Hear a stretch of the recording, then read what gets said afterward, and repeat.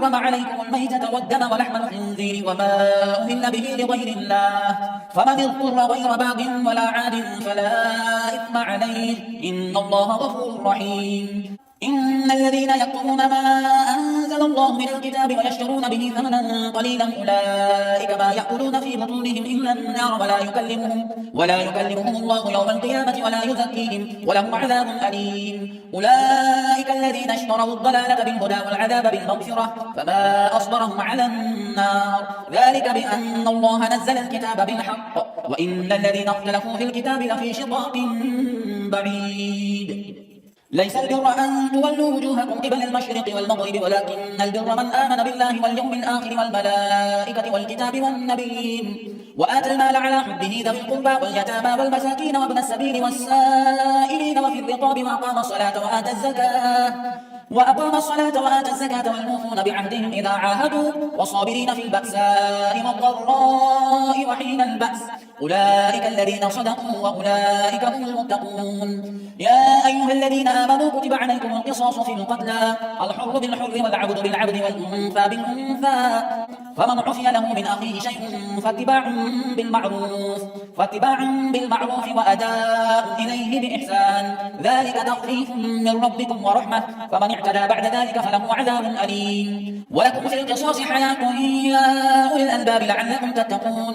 كتب عليكم إذا حضر أحدكم الموت إن ترك خيرا الوصية للوالدين والأقربين بالمعروف حقا على المتقين فمن بدله بعدما سمعه فإنما إثمه على الذين يبدلونه إن الله سميع عليم. فمن خاف من موص جنفا أو إثما فأصلح بينهم فلا إثم عليه إن الله غفور رحيم. يا أيها الذين آمنوا كتب عليكم الصيام كما كتب على الذين من قبلكم لعلكم تتقون أياما معدودات فمن كان منكم مريضا أو على سفر فعدة من أيام أخر وعلى الذين يطيقونه فدية طعام مسكين فمن تطوع خيرا فهو خير له وأن تصوموا خير لكم إن كنتم تعلمون. شهر رمضان الذي أنزل فيه القرآن هدى للناس وبينات من الهدى والفرقان فمن شهد منكم الشهر فليصمه ومن كان مريضا أو على سفر فعدة من أيام أخر يريد الله بكم اليسر ولا يريد بكم العسر ولتكملوا العدة ولتكبروا الله على ما هداكم ولعلكم تشكرون.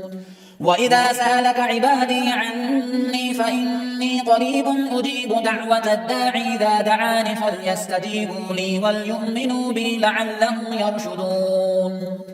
أحل لكم ليلة الصيام الرفث إلى نسائكم هن لباس لكم وأنتم لباس لهن علم الله أنكم كنتم تختانون أنفسكم فتاب عليكم وعفى عنكم فالآن باشروهن وابتغوا ما كتب الله لكم وكلوا واشربوا حتى يتبين لكم الخيط الأبيض من الخيط الأسود من الفجر ثم أتموا الصيام إلى الليل ولا تباشروهن وأنتم عاكفون في المساجد تلك حدود الله فلا تقربوها كذلك يبين الله آياته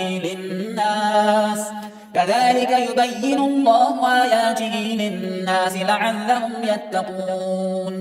ولا تأكلوا أموالكم بينكم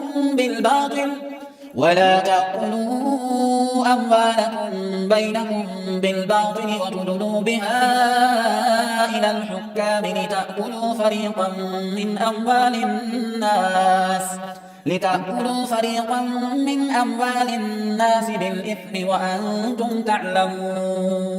يسألونك عن الأهلة قل هي مواقيت للناس والحج وليس البر بأن تأتوا البيوت من ظهورها ولكن البر من اتقى وأتوا البيوت من أبوابها واتقوا الله لعلكم تفلحون. وقاتلوا في سبيل الله الذين يقاتلونكم ولا تعتدوا إن الله لا يحب المعتدين. واقتلوهم حيث ثقفتموهم وأخرجوهم من حيث أخرجوكم والفتنة أشد من القتل ولا تقاتلوهم عند ذا المسجد الحرام حتى يقاتلوكم فيه فإن قاتلوكم فاقتلوهم كذلك جزاء الكافرين فإن انتهوا فإن الله غفور رحيم